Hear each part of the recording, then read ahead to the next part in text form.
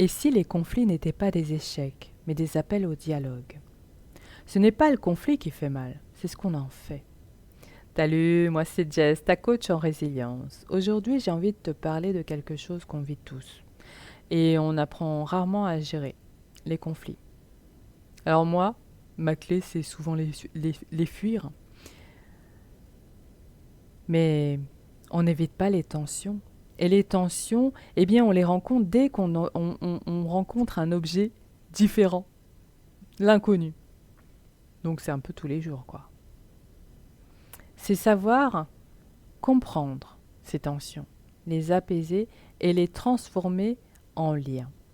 Un conflit naît souvent d'un malentendu ou d'un besoin non écouté dans une relation intérieure de l'autre personne ou commun.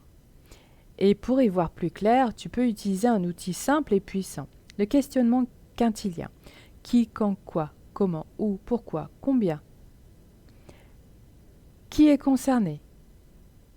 Qu'est-ce qui s'est passé? Où, quand et pourquoi? Ensuite, pour sortir du rapport de force, il y a un levier essentiel, la communication non violente. C'est observer sans juger. Toujours les faits.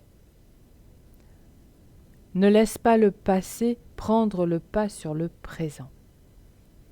Ici et maintenant, qu'est-ce qui s'est passé? Ensuite, dire ce que tu ressens. Alors, tu peux te sentir abasourdi, je t'invite à faire des recherches sur les ressentis. Ou prendre mon journal de bord, ça pourra t'aider. Nommer ensuite ton besoin. Et oui, c'est important. Ça te permet de formuler une demande claire. Et surtout, apprends à identifier et réguler tes émotions avant de répondre. Quand on nous disait « tourne ta langue 7 fois avant de parler », c'est que ça peut être utile. Plus tu es conscient de ce que tu ressens, plus tu es capable d'agir avec clarté, plutôt que de réagir sous pression. Alors rappelle-toi, un conflit bien géré, c'est une relation qui peut grandir. Ou, parfois, elle peut s'arrêter là. Et toi, tu gagnes en confiance, en résilience et en bien-être. Prends soin de toi.